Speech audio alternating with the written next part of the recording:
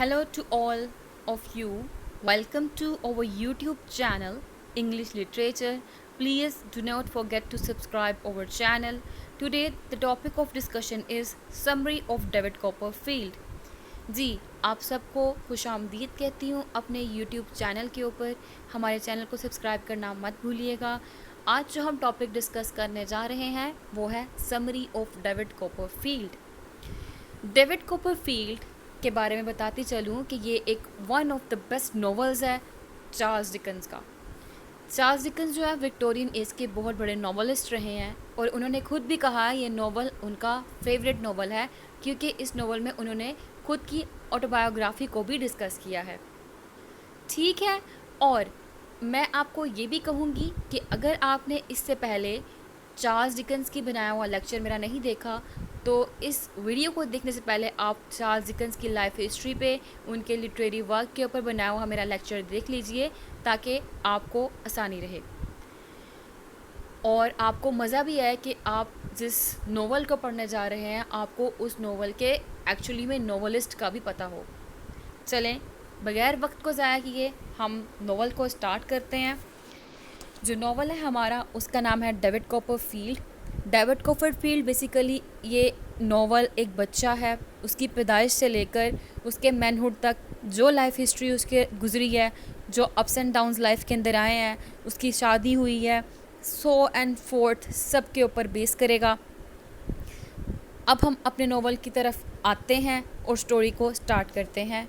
जब स्टोरी की स्टार्टिंग होती है तो मैं चाहूँगी स्टोरी की स्टार्टिंग वाले जो लाइंस हैं टेक्स्ट की उसको रीडिंग करूं और इसको आप नोट डाउन भी कर लें क्योंकि जब भी आपको कोई नोवेल पढ़े तो उसकी स्टार्टिंग की लाइंस मस्ट याद होनी चाहिए और वैसे भी बहुत इम्पोर्टेंट लाइंस हैं।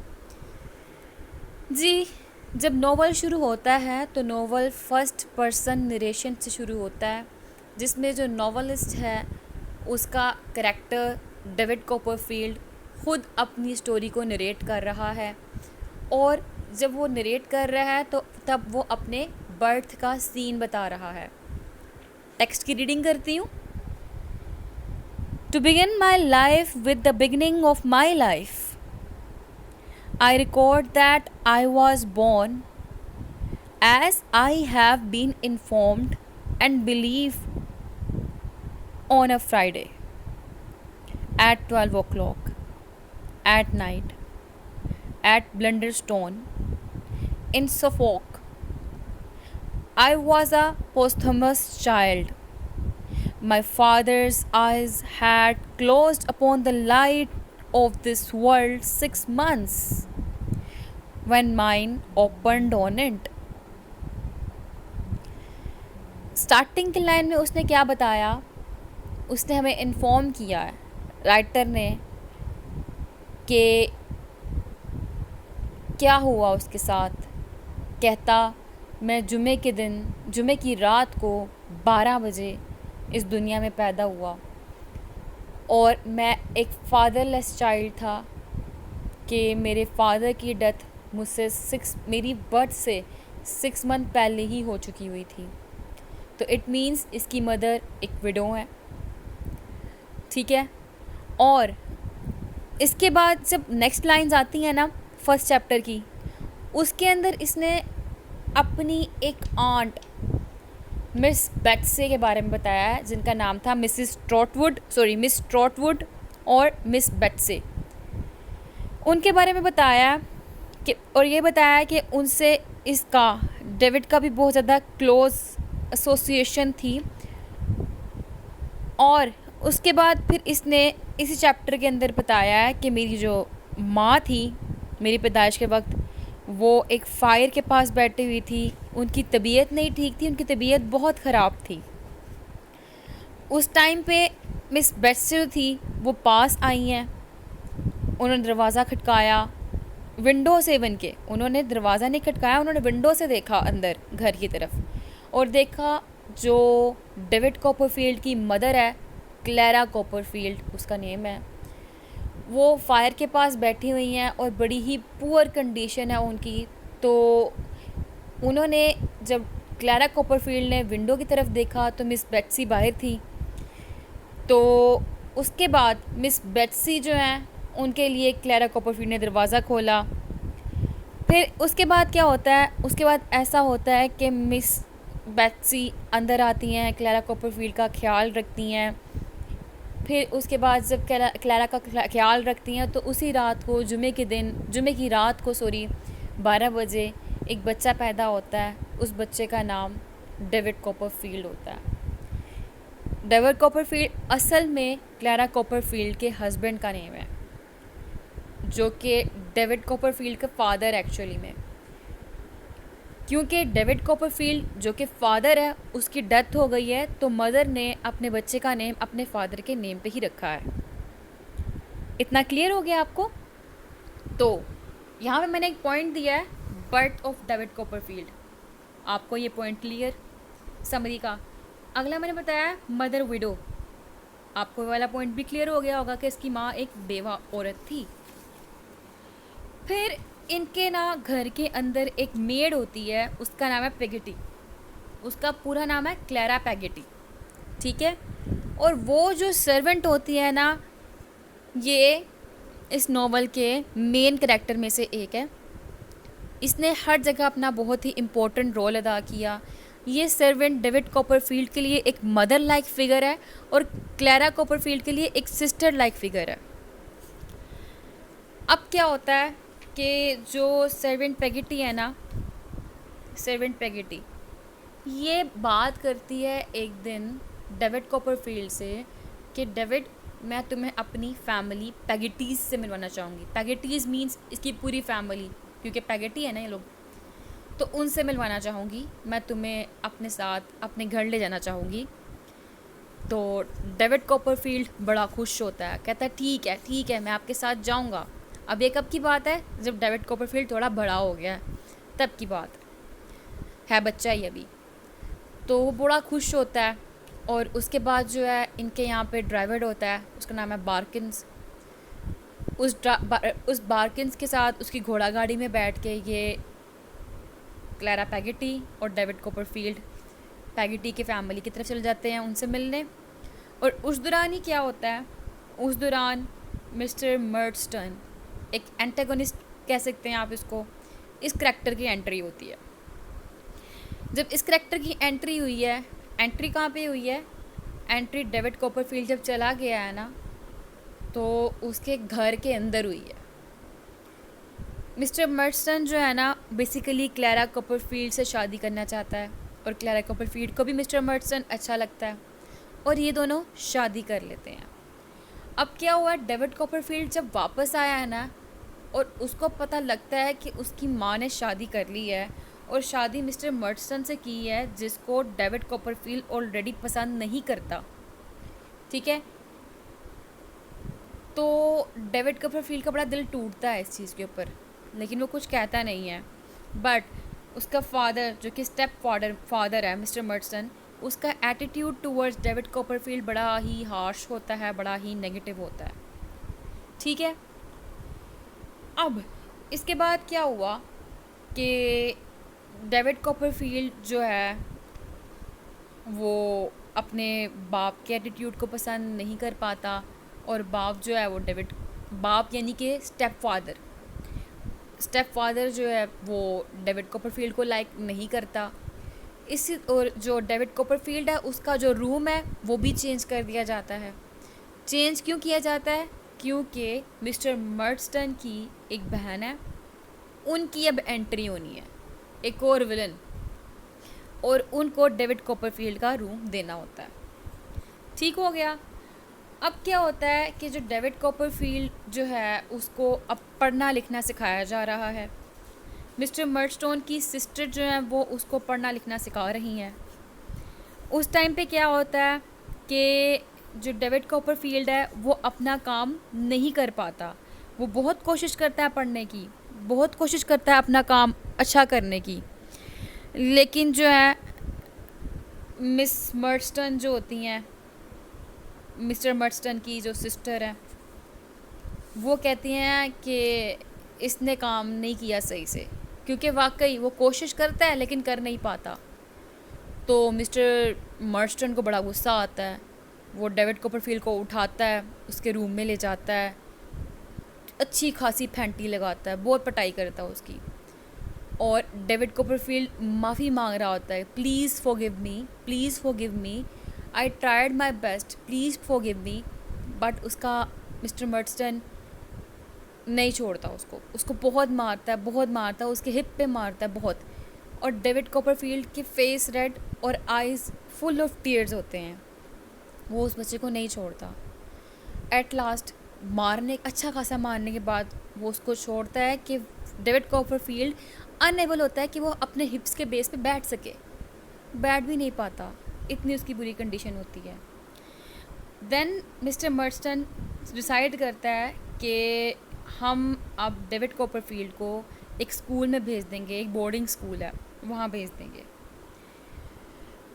और उसके बाद जो है डेविड कॉपरफील्ड को मिस्टर मर्सन उस बोर्डिंग स्कूल में भेज देता है। उस स्कूल का टीचर भी एक विलन का रोल अदा कर रहा होता है, बहुत बुरा रोल अदा कर रहा होता है। उस स्कूल के सारे बच्चे बड़े बदतमीज़ होते हैं, वो डेविड कॉपरफील्ड को मारते हैं, उसका मजाक उड़ाते हैं, उसके ऊपर मॉक करते हैं।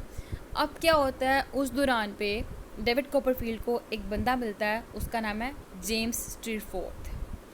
जेम्स स्टीरफोर्थ ऐसा बंदा था जो कि उस स्कूल के अंदर किसी से भी नहीं डरता था।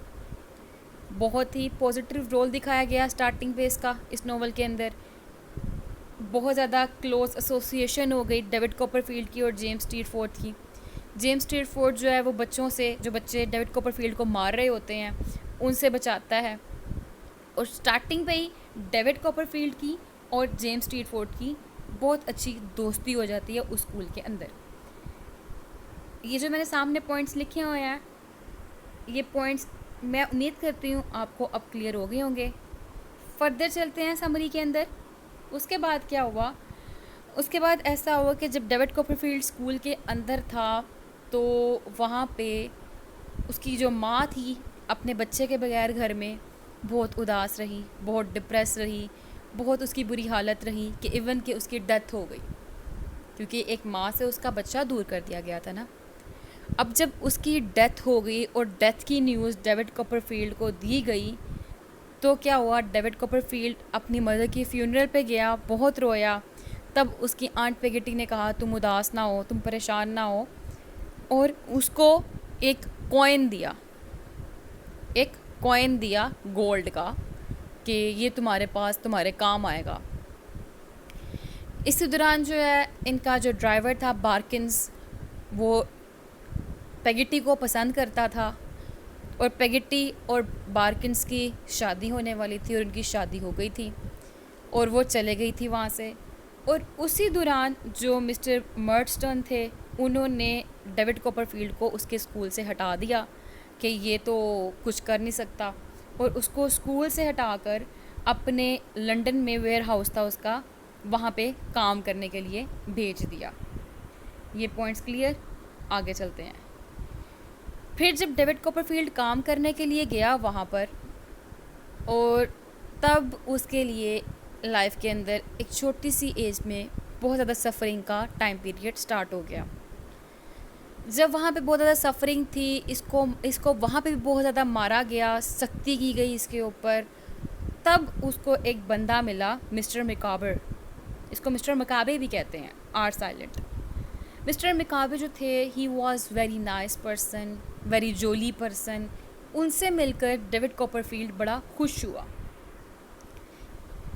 अब क्या हुआ, जब डेविड कॉपरफील्ड जो है उनसे मिलकर बहुत खुश हुआ, उस दौरान पे डेविड कॉपरफील्ड मिस्टर मिकाबे और इकट्ठे हो गए। मिस्टर मिकाबे जो है डेविड कॉपरफील्ड को अपने घर लेके गए, अपनी फैमिली से मिलवाया, और जब ये उनकी फैमिली से मिला तो उनमें भी घुल मिल गया कि फाइनली अपनी सफरिंग के अंदर ऐसे लैंड में जिसका कोई जानने वाला नहीं है, यहाँ पे उसको अच्छी फैमिली मिल गई, अच्छी फैमिली के लोग मिल गए जिनसे इसका मिलना जुलना हुआ। अब क्या होता है, वहाँ पे देखता है कि मिजरेबल कंडीशन होती है मिकाबे फैमिली की। मिस्टर मिकाबे जो है ना, यहाँ पे एक ऑटोबायोग्राफिकल एलिमेंट भी आता है कि इसके अपने फादर जैसा दिखाया गया है, चार्ल्स डिकन्स के। जो चार्ल्स डिकन था ना, उस जैसा दिखाया गया कैरेक्टर मिस्टर मिकाबे का इस नोवेल के अंदर, डेविड कॉपरफील्ड के अंदर। दोबारा समरी को स्टार्ट करते हैं। मिस्टर मिकाबे जो थे ना, उनकी बहुत ज़्यादा मिज़रेबल कंडीशन थी। उन्होंने बड़े ज़्यादा डेप्ट लिए हुए थे, बहुत ज़्यादा लोन लिए हुए थे और वो डेप्ट के अंदर डूबे हुए थे। उन्होंने कर्ज़े उतारने थे और वो अनेबल थे कि कर्ज़ा उतार सकें। कर्ज़ा नहीं उतार सकते थे वो अपना, और लोग जो हैं उनके घर के बाहर धड़ाधड़ इकट्ठे हुए थे कि हमारे पैसे हमें वापस करो, सो ऑन। अब क्या हुआ कि जब उनकी कंडीशन बहुत ज़्यादा मिज़रेबल थी, तो इस दौरान ना एक टाइम पीरियड ऐसा आया कि मिस्टर मिकाबे की फैमिली को, मिस्टर मिकाबे को जेल में बंद कर दिया गया। तब मिसेस मिकाबे, जो मिस्टर मिकाबे की वाइफ थी, उन्होंने ना डेविड को कहा कि हमारे घर के अंदर एक बड़ा कीमती सी चीज़ है, उसको तुम सेल कर दो। तो वो सेल करके जो पैसे मिलेंगे वो देना, और ताकि हम कर्ज उतार सकें। तो डेविड इस चीज़ के ऊपर एग्री हो गया। डेविड गया घर उनके, उसने वो एक बाउल सा था शायद, हाँ एक बाउल से था, उसको उठाया, बहुत कीमती था, उठा के उसको सेल किया। सेल करके जो पैसे थे वो लेकर आया और मिस्टर एंड मिसेस मिकाबे को दिए। तो इस तरह उसने, डेविड ने हेल्प की मिस्टर एंड मिसेस मिकाबे की। इन्होंने लोन भी उतारा, इन्होंने खाना भी खाया और ये शिफ्टिंग भी कर गए वहाँ से। बहरहाल डेविड कॉपरफील्ड बहुत ही पुअर कंडीशन में था। उसके पास गोल्ड का एक, जो मैंने बताया था कॉइन दे के गई थी उसको, पैकेटी, वो था। इसने सोचा कि मैं यहाँ पे नहीं रहूँगा, मैं यहाँ से भाग जाऊँगा। और जहाँ ये काम कर रहा था, इसने वहाँ एक लड़के को बताया कि मैं यहाँ से चले जाऊँगा, तो तुम मेरी मदद करोगे जाने में। उस लड़के ने कहा ठीक है, मैं तुम्हारी मदद करूँगा, लेकिन हम जाएंगे कैसे, उसके लिए पैसे चाहिए। डेविड कॉपरफील्ड ने कहा मेरे पास है, मेरे पास गोल्ड है, मेरे पास पैसे हैं। वो कॉइन दिखाता उसको, हम भाग जाएंगे। तो वो एग्री हो जाता है लड़का उसके साथ, लेकिन वो लड़का उसको धोखा देता है और उससे उसका गोल्ड को जो कॉइन है वो छीन लेता है और डेविड कॉपरफील्ड के पीछे लड़के लगा देता है कि इसको पकड़ें, ये भाग रहा है। लेकिन डेविड कॉपरफील्ड वहाँ से भाग जाता है और भागने में कामयाब हो जाता है। वो इतना चलता है, वो पैदल अपने जो आंट हैं बेटसे ट्रॉटवुड, उनके पास जाता है पैदल, इतनी दूर, एक कंट्री पूरी चेंज करनी होती है उसने। वो चलता रहता है, इवन कि उसकी जूती टूट जाती है, उसके कपड़े फट जाते हैं, बहुत ही बुरी हालत में होता है। और वो चल चल कर आंट बेटसे के घर के बाहर पहुंचता है। और जब वो वहाँ पे पहुंचता है तो बिल्कुल घर के बाहर जाकर ही वो तबीयत ख़राब होने की वजह से बेहोश हो जाता है। और जब आंट बेटसे उसको देखती हैं तो आंट बेटसे उसको उठा के अपने घर ले आती हैं, क्योंकि बेहोश होने से पहले उसने बताया होता है अपनी आंट को कि मैं डेविड कॉपरफील्ड हूँ। तो आंट बेटसे जो है वो उसको घर लेके आती हैं, उसको ट्रीट करती हैं। तो एक डॉक्टर होते हैं, वो उन डॉक्टर से पूछती मैं क्या करूँ इसका। तो उसने कहा कि तुम्हें चाहिए तो पहले इसको नहला दो। तो उसको नहलाते हैं, नहला के उसको साफ़ सुथरा करते हैं। साफ़ सुथरा करने के बाद जो है वो आंट अडॉप्ट कर लेती है डेविड कॉपरफील्ड को और उसको एक अच्छे स्कूल में भेजती है। जब वो अच्छे स्कूल में जाता है तो उसके बाद जो है डेविड कॉपरफील्ड अच्छे स्कूल में जब अच्छी स्कूलिंग ले लेता है, फिर वो थोड़ा बड़ा होता है, वो किससे मिलता है, वो मिस्टर विकफील्ड है और उनकी बेटी है एग्नेस। AGNES, स्पेलिंग एरर है यहाँ पे, एक्यूरेट कर लीजिएगा आप। तो उनकी बेटी है एग्नेस, वो उससे मिलता है। और वो जो एग्नेस होती है मिस्टर विकफील्ड की जो बेटी एग्नेस है वो उससे मिलता है, तो वो उसको अपना सिस्टर लाइक फिगर कंसीडर करता है। इन दोनों के अंदर एक बहन भाई वाली एसोसिएशन हो जाती है। Through out the novel David retains a fond sisterly affection for Agnes.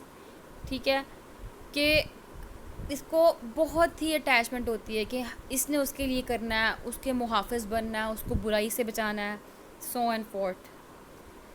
फिर क्या होता है कि जब डेविड कॉपरफील्ड अपना लॉ को कंप्लीट कर लेता है, अपना ग्रेजुएशन को कंप्लीट कर लेता है, तो वो एक लॉ ऑफिस में काम करता है। वो जो लॉ ऑफिस है ना, वो स्पेनलो का है और जॉर्किंस का है। स्पेनलो एंड जॉर्किंस, ये दोनों पार्टनरशिप पे इनका ऑफिस था, इन दोनों का, स्पैनलो का और जॉर्किंस का। वहाँ पे वो काम करता है। तो जो स्पैनलो है, स्पैनलो की एक बेटी है, उसका नाम है डोरा। उसको स्पैनलो की बेटी डोरा से मोहब्बत हो जाती है। यहाँ पे भी एक ऑटोबायोग्राफिकल एलिमेंट आया है, वो ये आया है कि ना चार्ल्स डिकन्स को ना रियल लाइफ में एक लड़की पसंद आई थी, उसका नाम था मैरिया। तो उसने मैरिया को बहुत लाइक किया, इवन कि मैरिया के लिए प्रपोज़ल भी भेजा। बट जो मैरिया के पेरेंट्स थे ना, वो एग्री नहीं हुए शादी के लिए। तो इसने जो मैरिया का करेक्टर है ना, उसको डोरा के करेक्टर के साथ कंपेयर किया है। जैसे स्पैनलो है ना, स्पैनलो की बेटी है डोरा इस नॉवल के अंदर। तो जो डेविड कॉपरफील्ड है ना, वो डोरा को लाइक करता है, लेकिन स्पैनलो रिफ्यूज़ कर देता है, डिसएग्री होता है इस चीज़ से कि ना, I can not give you my daughter. क्यों? बिकॉज उसके फाइनेंशियल इश्यूज होते हैं, वो इतना स्ट्रॉन्ग नहीं होता। कौन? David Copperfield. इसीलिए उसने रिफ्यूज़ कर दिया। लेकिन बाद में क्या होता है, बाद में इनके हालात ख़राब हो जाते हैं। किनके होते हैं ख़राब? स्पैनलो के ही।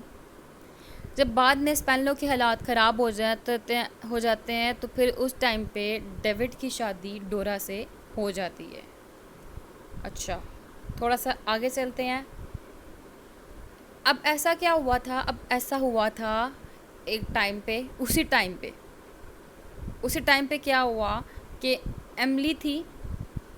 एमली कौन थी? जो पेगोटी थी ना, क्लैरा पेगोटी, और उसका भाई भी पेगोटी, उनकी बिलव्ड नीस थी।